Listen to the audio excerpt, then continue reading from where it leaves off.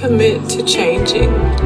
Commit to trying something different, stepping outside of your box, changing your energy, accepting that today is going to be it's already an amazing day. Stop recording video. Face centered. Speech off. Hi guys, it's VI Life with Kelly. I hope you had a fantastic Father's Day weekend, and I hope that you are enjoying this last day of spring, you guys. Tomorrow is officially summer. OMG. Don't forget to like, share, comment, subscribe. For all my new viewers, thank you so much for spending this time with me. For all my subbies, you are amazing. Thank you for coming back time and time again and continuing to like and share and comment and subscribe. We're on our way to 200 subscribers, guys. So I'm super excited about that. Today, this video is going to be a little bit different. This is going to be a blind woman's perspective on the one thing that challenges women in this thing called love, in this pursuit of love. And it's not what you think I'm going to say, or maybe you already know. I don't know. Leave it in the comments down below if you think you know what or who interferes with women's acquisition of love, okay? Anyway, so if you're interested in my perspective, then keep watching and let's get into it. Okay, guys, before I get started, I'm going to get this question. I have MAC lip gloss on my lips. I am wearing some sunnies or sunshades by Key Australia. They are in Nordstrom. I find them in Nordstrom and I find them in Dillard's. And I'm trying to think, and I think maybe I've seen them in honestly, those are the two stores I've seen them. It's Dillard's and Nordstrom, the actual full line store. So anyway, and of course I'm sure they're online, but this is an Australian brand. So anyway, guys, that's what the shades are. And yeah, so let's get into it. All right, so I find time and time again, just having discussions with couples, men and women pursuing love. I find a common theme, a common problem. And what I find, this topic is particular to heterosexuals. So this is women looking to partner with men and men looking to partner with women. But I also see that this is also a human problem. So what I see is that women are actually the biggest problem against heterosexual women actually being able to have healthy, loving relationships with heterosexual men. Now, sorry for the background. Charles is highly irritated. He's ready to go to bed. So we're going to get on through this. If y'all don't know who Charles is my spaniel. And if you want to see and hear more of him, we did a tribute to Dad. So that's just like a couple videos away. So definitely check him out. And then, of course, he's on my social media. So anyway, let me see real quick if I can get him to hush. Because that's going to be annoying, huh? Okay, guys, hold on. Give me a second. I'm going to stop real quick. Speech on. One face centered. Okay, as soon as I said that, then, like, okay, no, he's going to play with us. Stop face centered. Speech off. Okay, guys, I'm back. So what I have found is this. Because there are so many single people, and because there is so much imbalance, there is this huge interference, and I want to call it a norm. It's become the new norm and familiar place to already blame other people, It's normal to be single. It's normal to be upset, aggravated. It's normal to expect that there are no good women and no good men out here or available. The expectation is just low.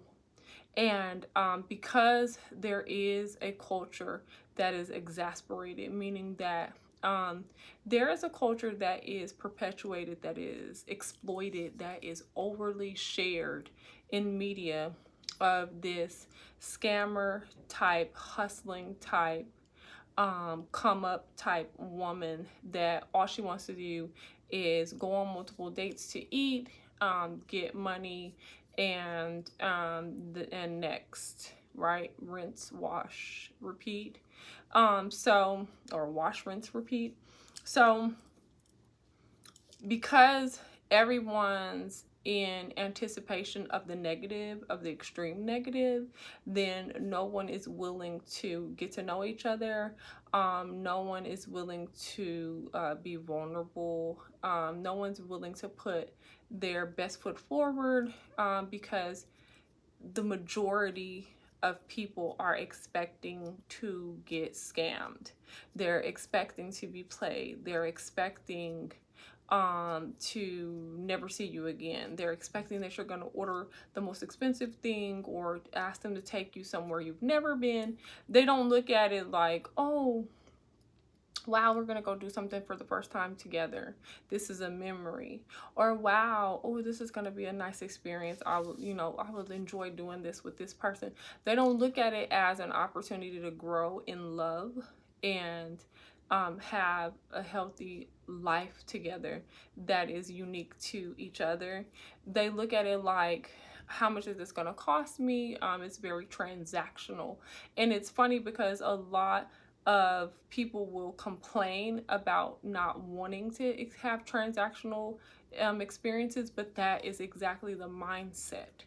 So what happens is, good people, because certain traits and characteristics are just a part of who you are.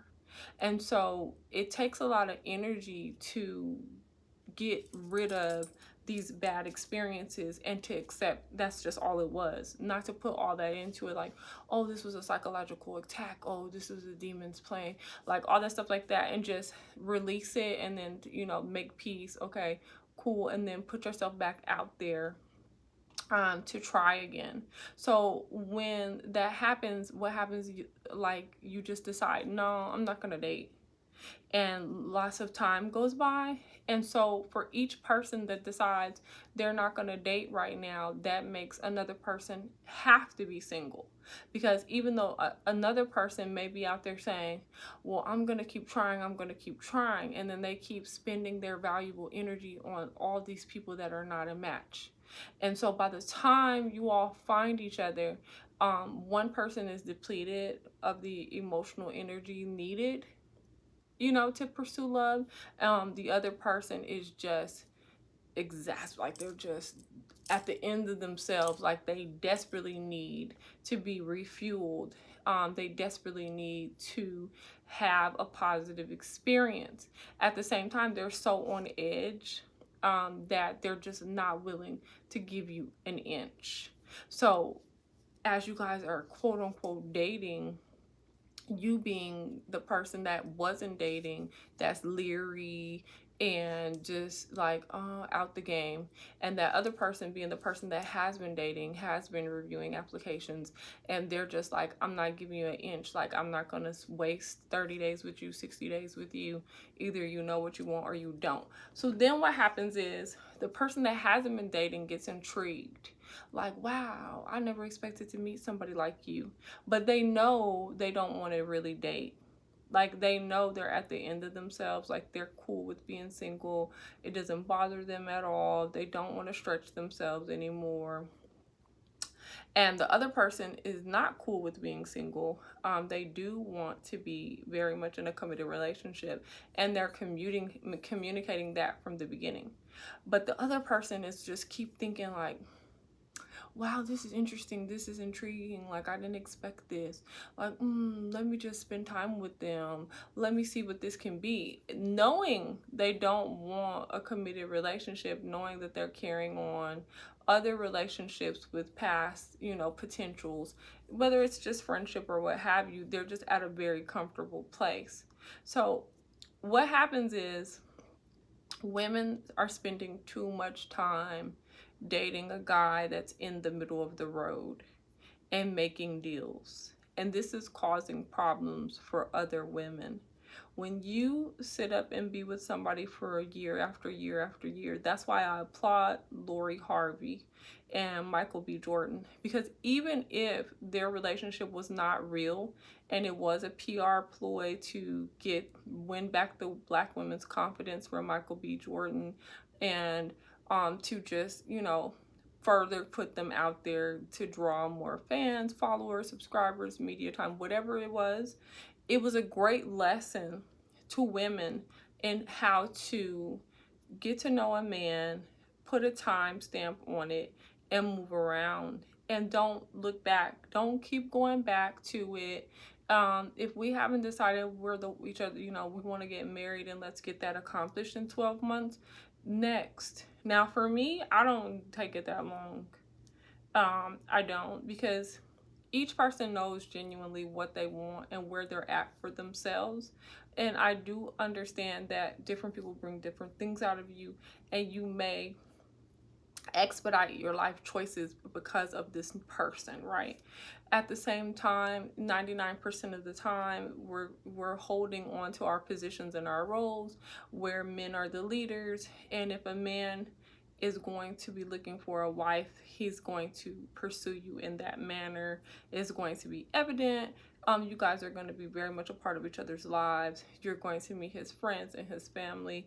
He's going to represent you as his lady, and things will move forward.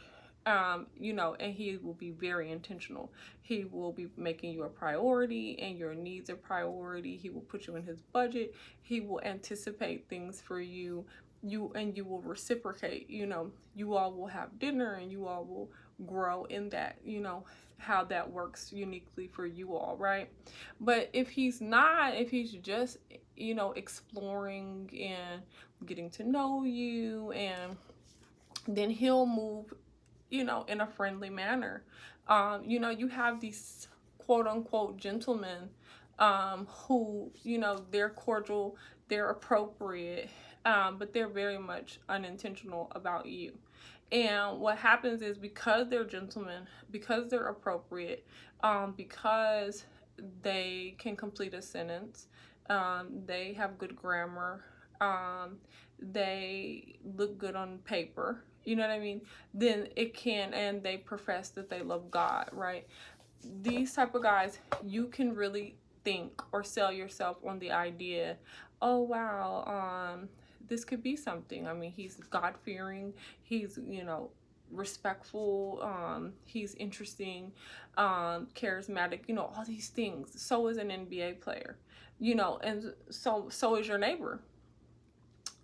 So guys, what I'm saying to you is, as women, we have to respect ourselves enough and our gender enough to recognize when someone is not on our page, and that gets accomplished through a phone call, and then that gets accomplished through a couple of dates.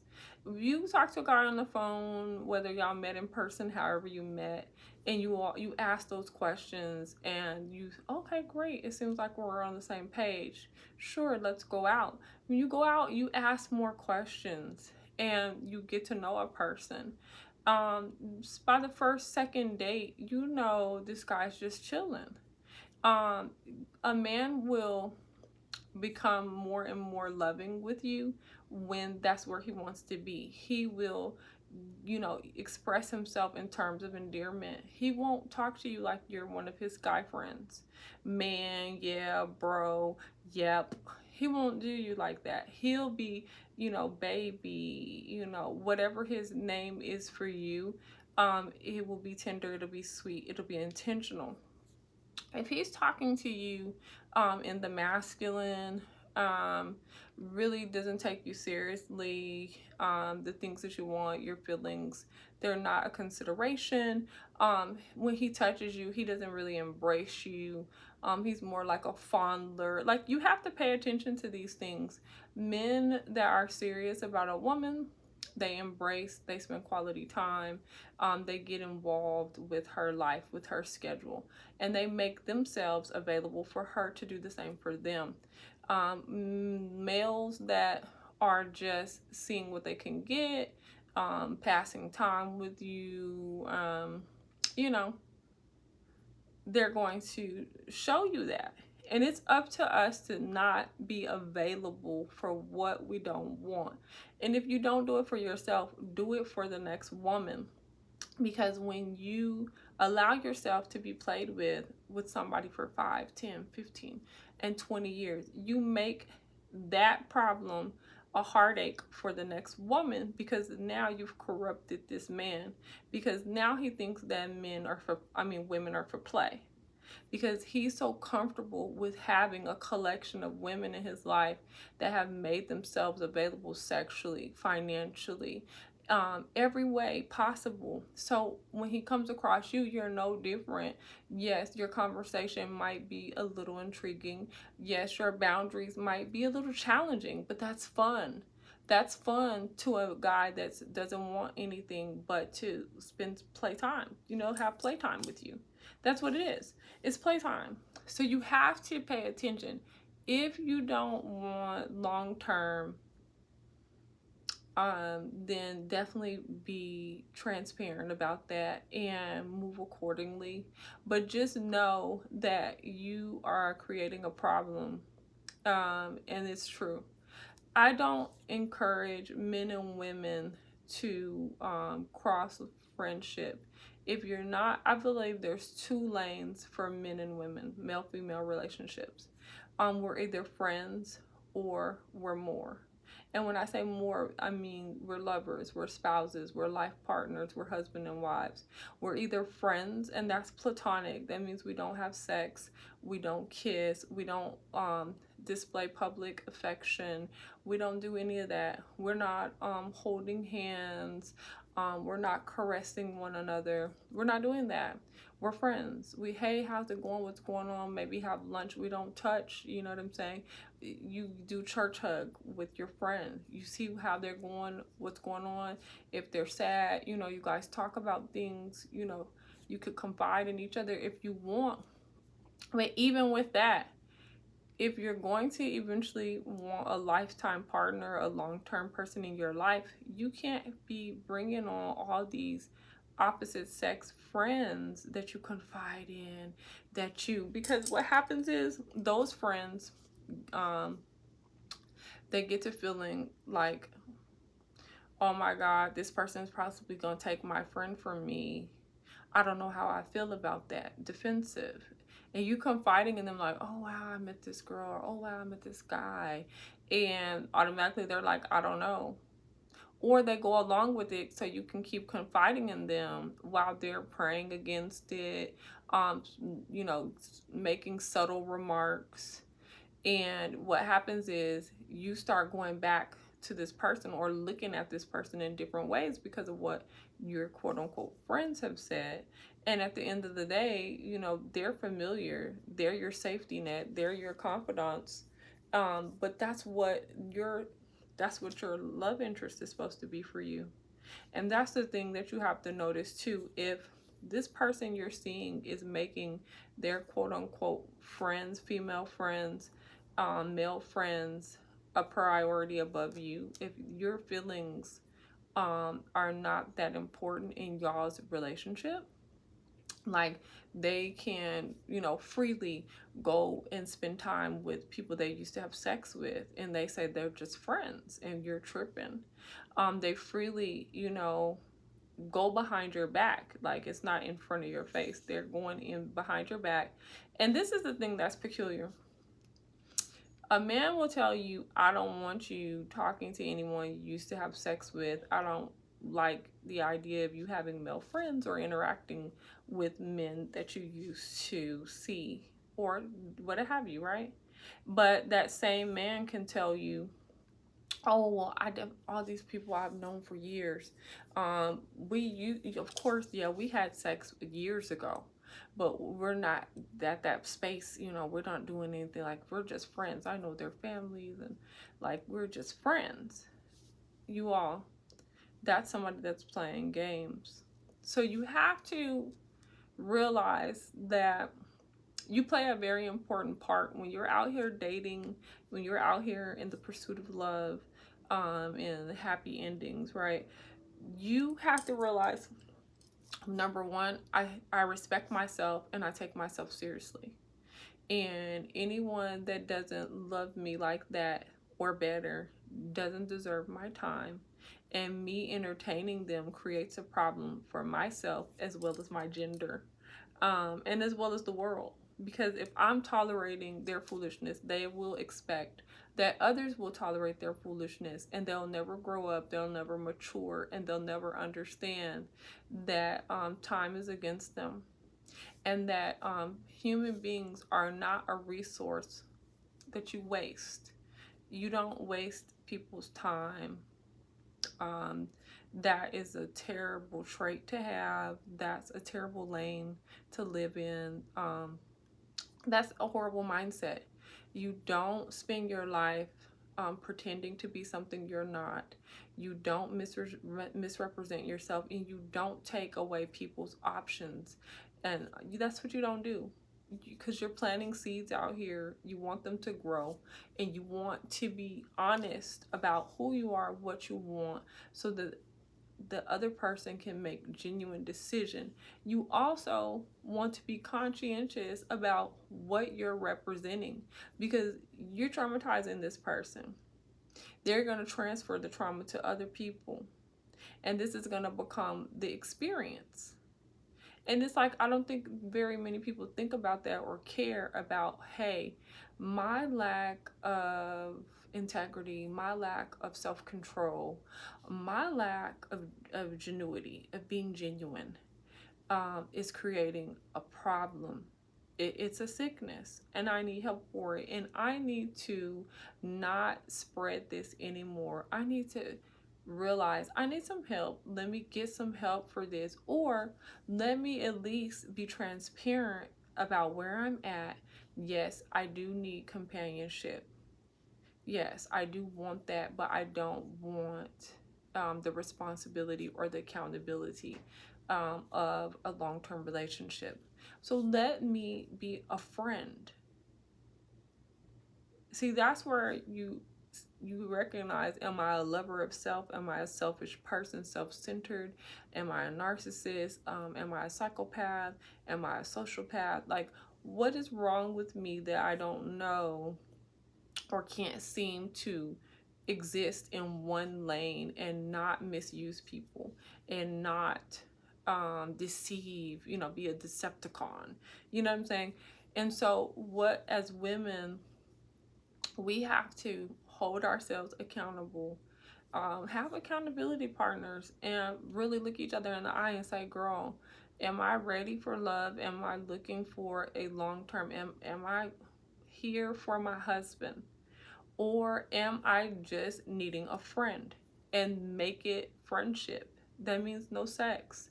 That means no late nights, no early mornings. That means no kissing. That means nothing of no behaviors that can be misconstrued between two lovers, between two persons that are pursuing a long-term monogamous relationship, marriage, you all. When you can clearly define that, and when you can stop allowing your time to be wasted, all this being with somebody for 20 years and no marriage, or just now getting married, even 5 years is too long. If a man is not talking to you, if you all are not comfortably looking at marriage together within the year, I'm talking about, you should know 3-4 months into seeing somebody, especially once you guys start seeing each other regularly. That's like every week, every other day, every day, depending on how far you live from each other. You going to church together, you guys having dinner regularly together, you're living life. It's like you call them like, hey, let's go to the concert, let's go do this weekend, let's go on a road trip. You're doing all that together.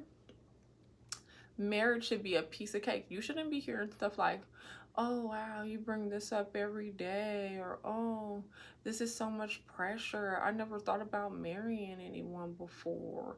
I never proposed to anyone before. Like, let's just chill out. Why can't we just go with the flow? Let's let God do it. Guys, if you're talking to anybody that says something like that to you, especially when they're of a certain age, like, you talking to guys that's 45 to 65 years old. They never married anybody. They never been married. They never proposed. They never even thought of it. Just run for the hills. Just get out of there, because all you're doing is becoming another one. You're becoming a collectible. And that creates a problem for the next woman. Don't sit there and be disrespected, and don't sit there and be another example of exactly what these type of people think. These type of guys think that that's how women are. They can misuse you, misrepresent themselves, waste your time, because women are easy, because women are simple, because all they have to do is be nice, be appropriate, open a door, pay for dinner. Some guys that are out here don't mind the cost of wasting your time. They make enough money that the cost of wasting your time is all in a day's work. They want to have women around them. It makes them look better. It gets them better opportunities. It solidifies them. It validates them. There's so many things that a nice looking woman does for them. They get the benefit of your knowledge base, of your circle. They get the benefit of your conversation, the benefit of your skill set, your education, your resources. There's so much that goes into that. So it's very easy to understand why a guy who is disingenuous will not mind the cost of wasting your time. And you participating in that makes a huge problem for the next woman, because this guy is going to continue to wash, rinse, repeat. He's going to continue to think that women are simple, slow, easy creatures. He will not treat you as a gift. He will treat you as another one, which will cause you to be angry, which will cause you to feel defeated, depressed, which will cause you to wonder, what is the point? Why? You know, there's so many things that go with that behavior and accepting that behavior. And it's like, if every woman decided, if we came together, created a forum tonight, and we had a 10-step rule, you know, like rule number 1, we don't date the same man for longer than 3 months without knowing his intentions, his verbal intentions. We don't go out on a date with a man until we've talked on the phone and we understand that we are on the same page and we want the same things. And the only way we understand that is because he's verbalized that. Then, you know, number 3, we're gonna give him the space to align his actions with his promise, with his word. And so that means if he's serious about having a life with us, then he will prioritize us accordingly, and we will move in that direction. He will be glad, excited about being responsible for our happiness, and actually he will exceed our expectations, because he will want to wow us. And because we are wow, we will cleave to him, and we will be loyal to him, and we will enjoy him and bring him into our hearts and trust him, right? So it's things that need to happen, that have to happen, and women are responsible. We're responsible for changing these things. We're responsible for changing the conversations and the mindsets. We're responsible for changing the media concerning our thoughts and feelings about male-female interactions. We can no longer perpetuate these ideas that there's no good men and there's no good women out here. And we can't glorify side chicks anymore. We can't glorify sugar babies and all this stuff like that. We can't entertain it. We can't laugh at it. We can't get hyped about hot girl summers and things like that. We cannot do that anymore. What we do have to glorify, we have to glorify femininity. We have to glorify hypergamy. We have to glorify amazing men, amazing lives, amazing families, amazing marriages. We have to glorify long-term, satisfying, enjoyable, impeccable, passionate romance. We need to see more images of that. We need to have more conversations about that.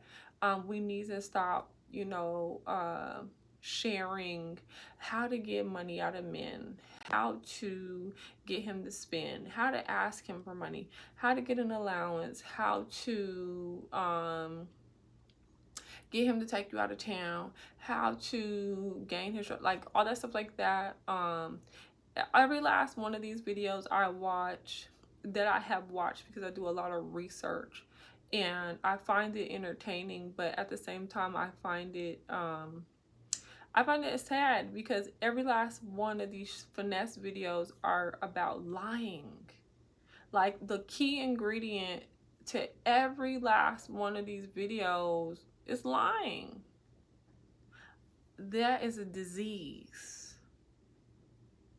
God did not create us to be liars. The truth shall set you free. Stand on that, you all. Don't be liars.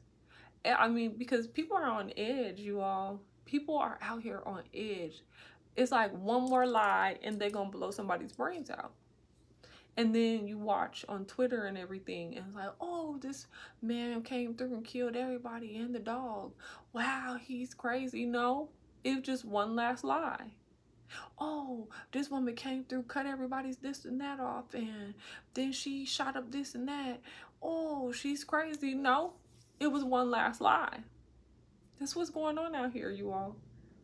People are tired of being misused, mistreated, mishandled, wasting their time, their energy, treating them like they are no good, like they are trash, like they are the bottom of the barrel, ran for filth.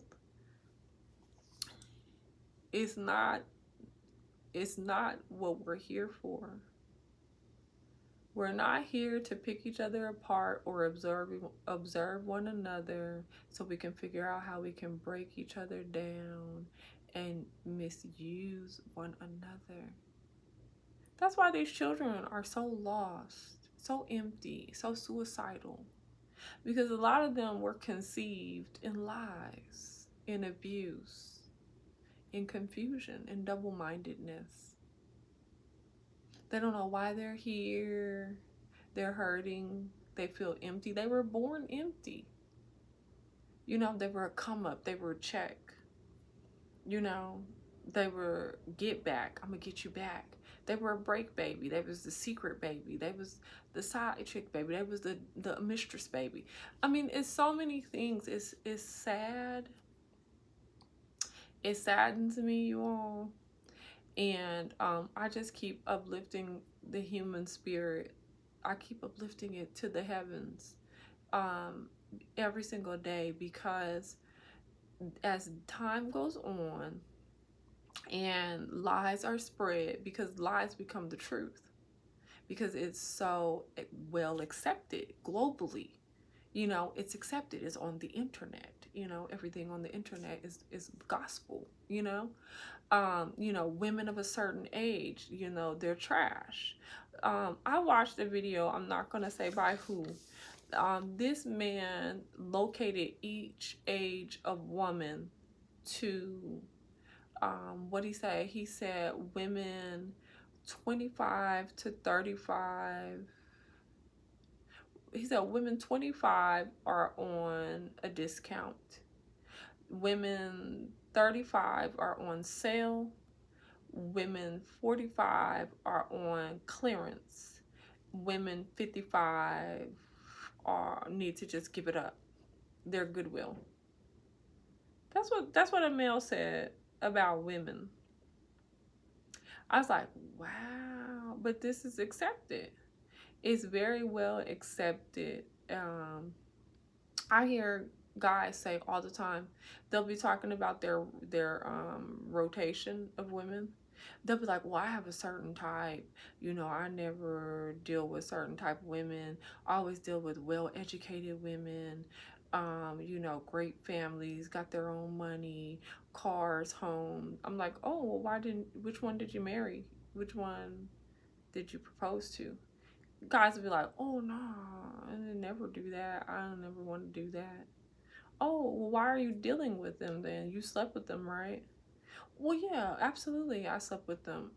Well, why are you sleeping with these young ladies if you don't want anything with them? What was the point in that? Oh no, they're wonderful people. They're wonderful people. I mean, I just never thought about getting married before. Did you tell them that before you slept with them? Did y'all have that conversation, or are you just, you're just casual? You just, just a wonderful guy that likes heterosexual activities but doesn't want heterosexual responsibilities like you. And let me tell you guys something. Stop dating guys that tell you they're not ready. They don't want marriage. These people, they're unstable. Guys that are telling you that are letting you know they owe back child support. They haven't filed taxes in years. They have severe tax problems. They owe large tax debts. They have instability financially in their career. They don't have money coming in regularly.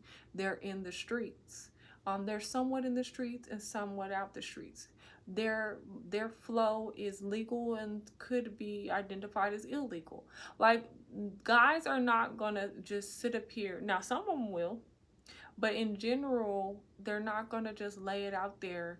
Hey, my lifestyle is not conducive to one of being your husband. Like, if I marry you, you're gonna have a lot of problems. Like, I'm sleeping with a lot of people for all different reasons. I'm driving this girl's car. I owe this girl $5,000. So if she does call me or want to come over and have sex with me, I do feel obligated to have sex with her because she gives me money. I'm a male gigolo. I'm somewhat of a hoe. Like, there's things these guys are not going to say, but they will show you. So don't sit up and try to rehabilitate them or stay with them because they got a nice family, because their Uncle John likes you, because, like, don't do it because they introduce you to their daughter, their kids, like, oh, because when I call him or ask him for something, he'll come over, for 5 seconds, because you're lonely, because you just want to get out the house, because you were hoping. Your hope is in the Lord, not in man. Your trust is in the Lord, not in man. So if he pulls up like a lost child, that's what you got. If the conversations are very much peculiar, as in you become a disciplinarian, you become a teacher, that's not your man. That's your student. So, yes, guys, I find that women, we are the problem. We have to stop a lot of these behaviors. We have to stop endorsing these behaviors, supporting these behaviors. We have to stop getting in our own way. We have to protect one another in setting a standard and living by it.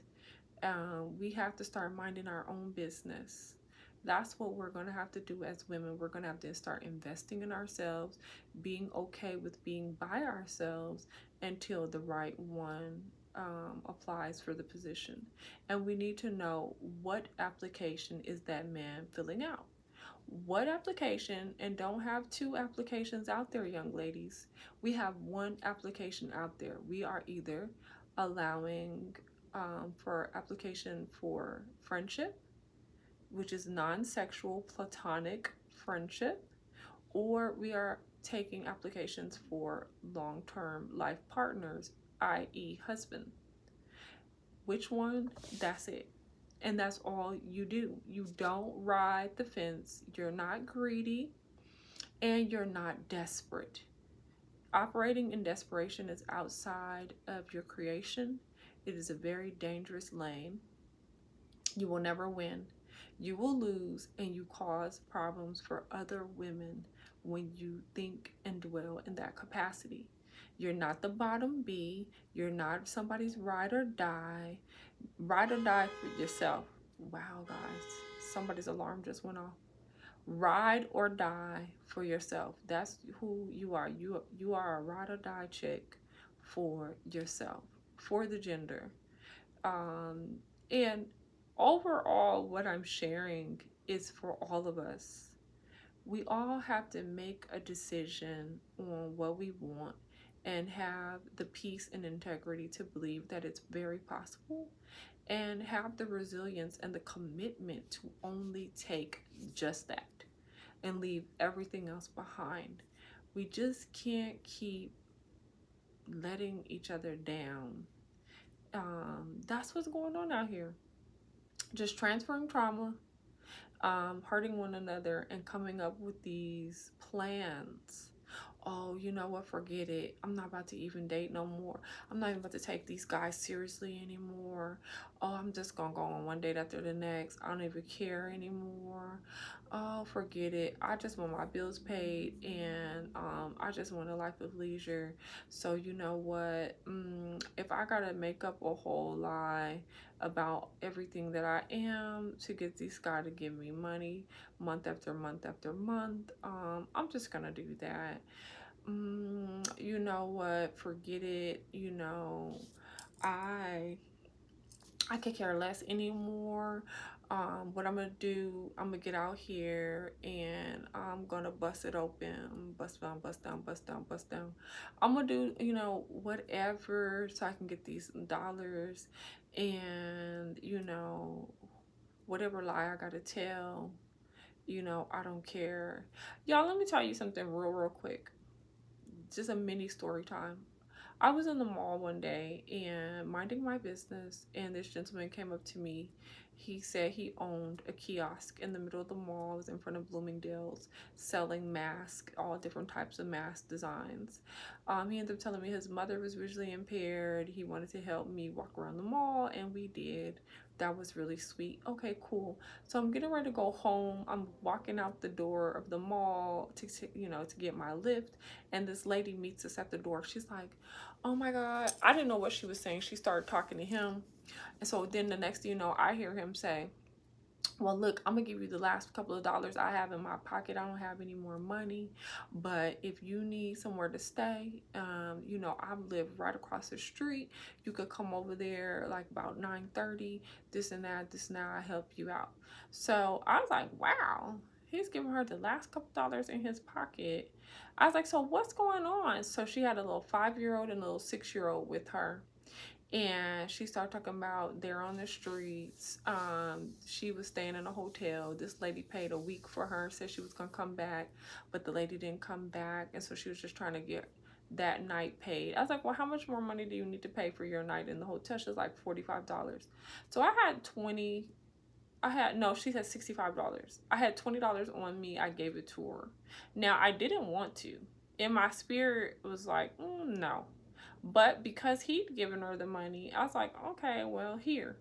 So I told her, you know what? Here's my number. I gave her a business card. I told her I would cash out her $45 more to make sure that her and the kids, you know, had their night stay paid. And then I would see what I could do as far as, you know, a whole month or a week or something to keep a roof over their heads, right?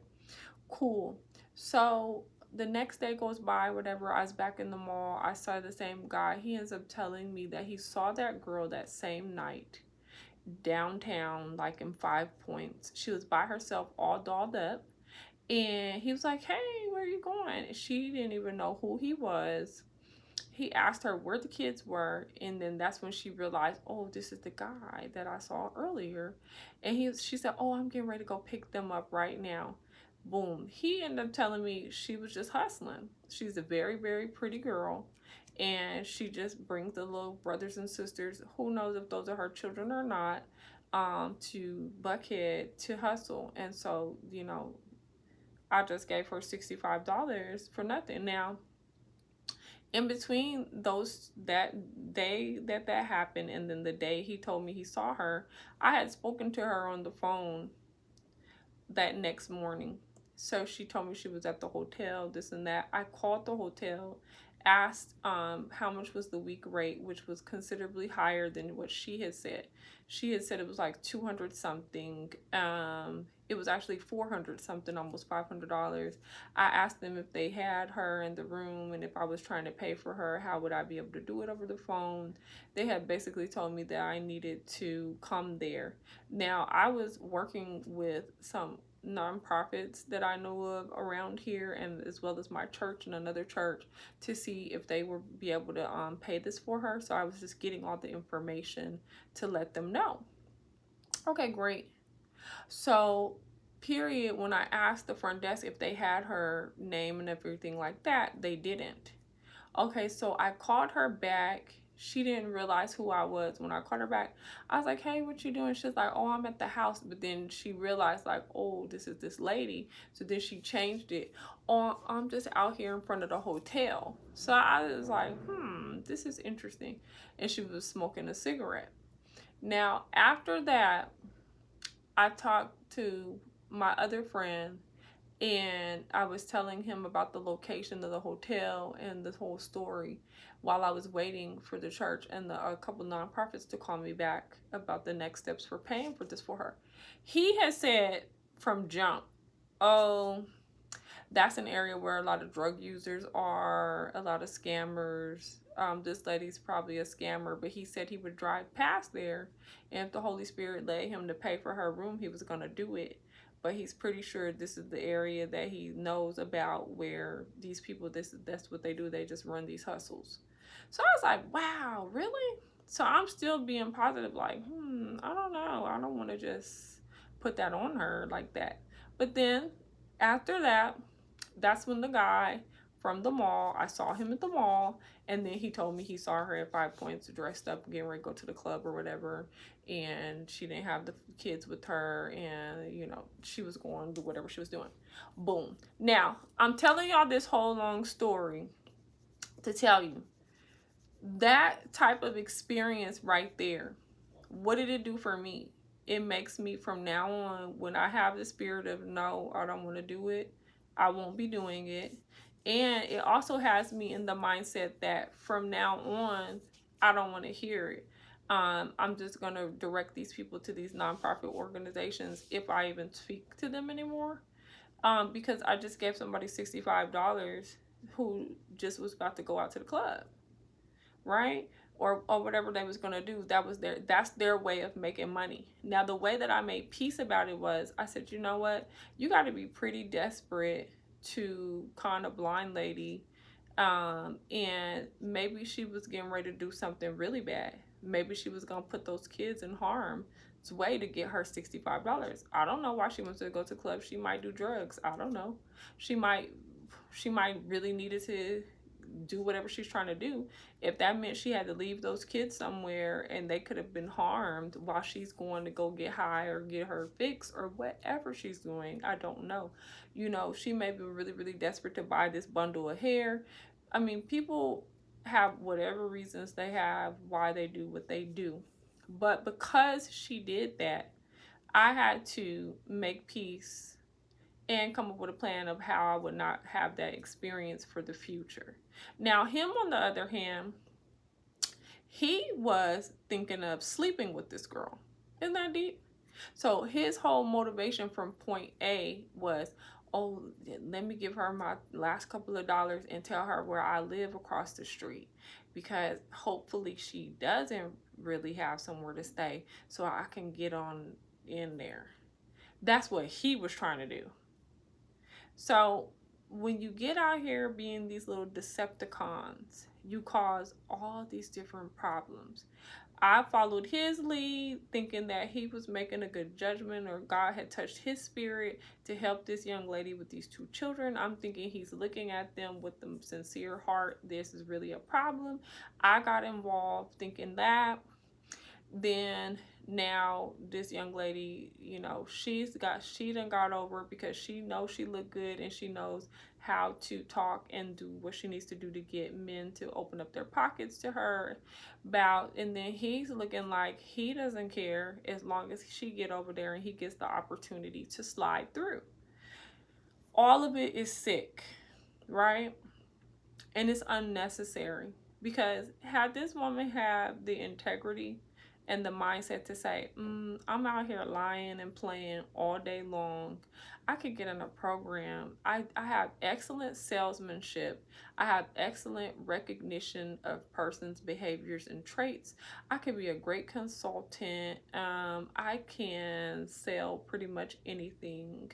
Let me look up what kind of skill set I have that would match a career that would give me the skill set and the income, so I can live the life that I want to live, and I don't have to be out here worried and stressed out that the last person I just ripped off, I don't end up running past them, or them catching on to my foolery, or somebody slitting my throat because I done ripped them off. They done gave me their lash just to find out, oh, I'm playing with them. You see what I'm saying? So you all just be mindful of the decisions you're making. Understand that God has created you for more. There's no need to be out here lying. There's no need to be out here doing all these weird things for this momentary, pleasure.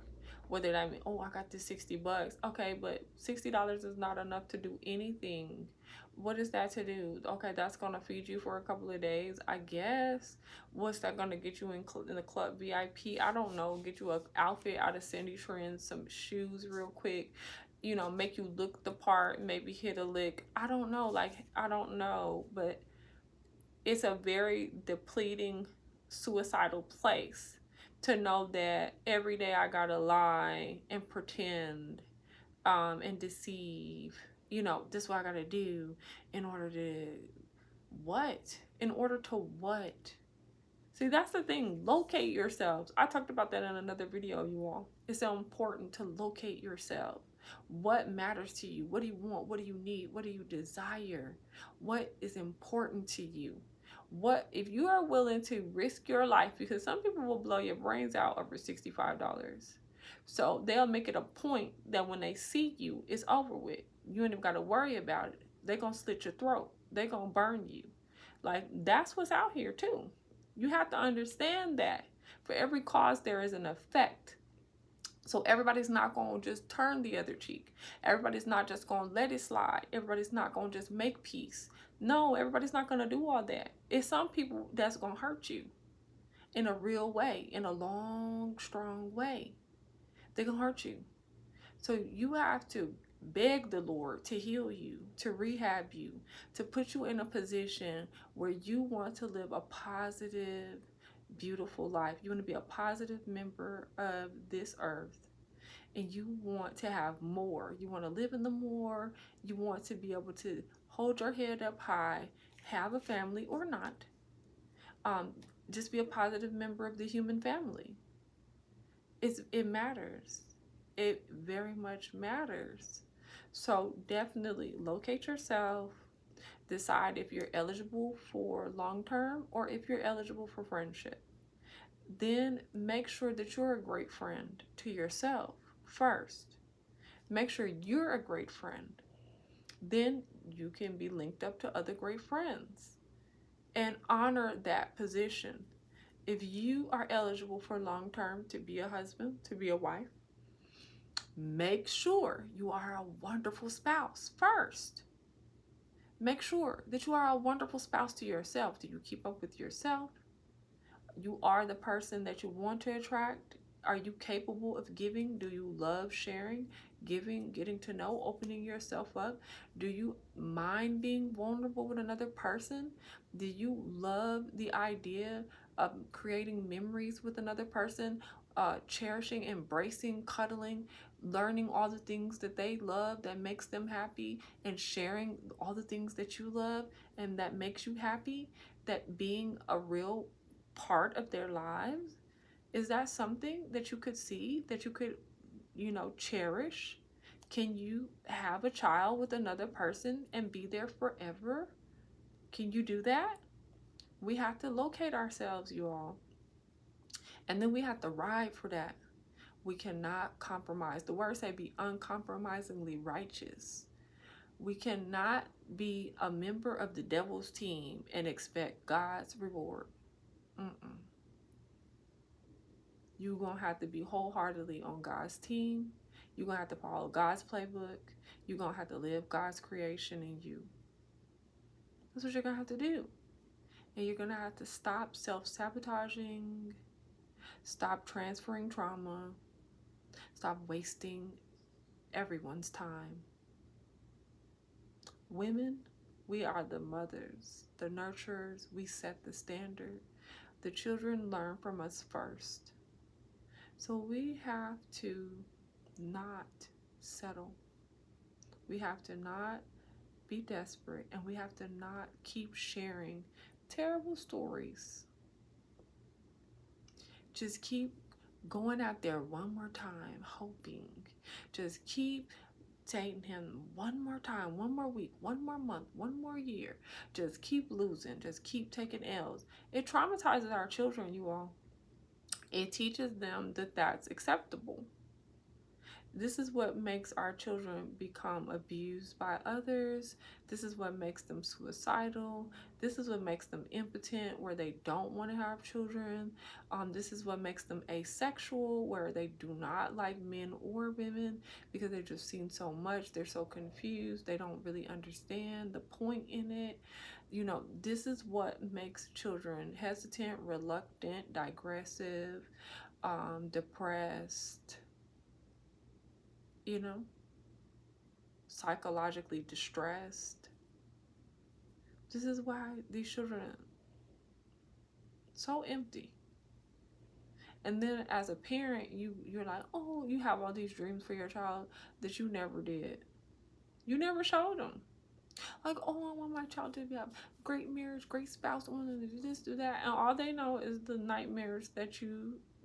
And whether you were the parent that didn't date that much, like never brought nobody home, the few people they did get to meet, they're around for 5 weeks, 2 weeks, 5 days, next thing you know, your kid's like, sorry mom, sorry dad, I wish that worked out for you. It doesn't matter whether you're like that, or you're the parent that keeps getting married and keeps getting divorced, or you're the parent that always had a boyfriend or a girlfriend. Like, you was with somebody for 7 years, then you was with somebody for 9 years, then you was with somebody for the last 4 years. It doesn't matter. All of that gets the same kid. All of it gets the same child. Very confused, very lost, very worried about ending up like you. It all boils down to us making the conscientious decision to agree with God as women, to believe him when he says he has more, and to relinquish anything less. We got to do it. Right now it's an emergency. If you know in your heart and mind that all you're capable of is being a friend, be a friend, and then let that man go when he meets his wife. Because sometimes y'all are friends, but your friend really wants a wife. And you just happen not to be his wife. But his wife will come along. And you have to be a friend and know when to exit stage left. You cannot hold on to that man's friendship because he has to be his wife's best friend now. He has to be her everything. He can't be your confidant anymore. He can't be your lunch date anymore. As friends, we have to understand that that changes, that group changes. You don't get to have lifelong friends with men that are married. It's not how that works. Men that want to wife, now if he's a lifetime friend because he doesn't want nothing, then yes, you get to do that. But men and women that are friends for now because that's what they're capable of, and then they're evolving and investing in themselves to become ready as a spouse, and when they meet that person, you have to recognize, I'm going to be exiting stage left because I'm still friends. I'm not looking for my spouse. I'm not investing myself to become a spouse. You have to recognize that. And it's better for you to just be with friends that are on that same page, like-minded, like yourself. It's better for you to do that than you can have your lifelong friends. Otherwise, you have to know, if I'm not going to do the work to become the spouse, to attract the spouse that I want, right? Then I'm going to have a revolving group of friends because they're going to be investing in themselves and attracting the spouse they want, and I'm not going to be in that circle because married people got to be around married people. They can't keep you. They're busy. They're busy growing in love and going on couples retreats and raising their children, and their children all hanging out and doing that. They can't keep you wondering why you're still single, why you don't have anyone, why this and that. We already know why. Because you're married to yourself, your rotation, and all that extra foolishness. So let's clean this stuff up, guys. This video is about us doing self-evaluations and cleaning up a lot of misguided psychology out here. It's not okay. We have to stop this stuff. We have to stop it. We can't be liars anymore. We're gonna have to tell the truth, and the truth is more than enough. We're gonna have to say, like, hey, I want, to be in this kind of relationship. We gotta say it. Don't be scared. You can't be scared. You have to just say, like, I really want this. And that's okay. And give that person the opportunity to choose. And then they can say, oh, yeah, absolutely, I want that. Or, okay, I see. And you know what? I'm really not on that page. But it was wonderful, getting to know you. Thank you for your time. We have to get comfortable, y'all, with saying those things. We do. So we can get out of each other's way. I don't know any company that's Fortune 500, Fortune 100, that did not have their minds made up on one very simple thing, and that's being successful, being the best at what they do. I mean, I don't. People that establish businesses, they are established in every area of their lives. They've made it a point. I'm going to be established financially. I'm going to practice integrity. I'm going to be established in my credit, in my banking, in my community. I am going to be established in my education, in my skill set. I'm going to be established in my family, in my personal relationship. I am going to be established out here in the community, because they've been building relationships all along. They've created a corral of support. So these people that they've been building with and consistently being the same person rides for them. So when they do open that business, it like boom, they have this great reputation, this great consistency. People are like, yes, definitely, I'll support that. I'll buy into that. I'll invest into that. There is no work because they've been setting the precedents for years. They have been. And people that are not about that life, do different things. Those are the people that are not ready.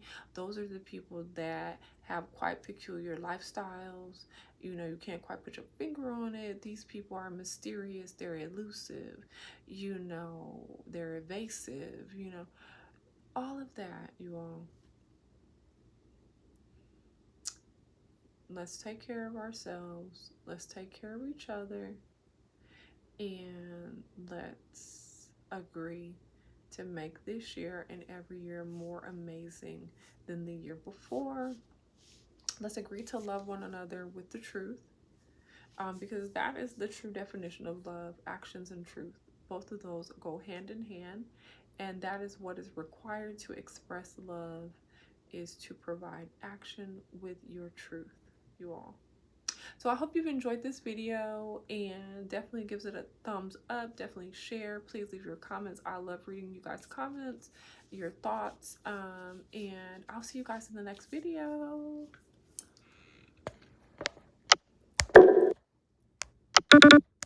Speech on. Stop recording.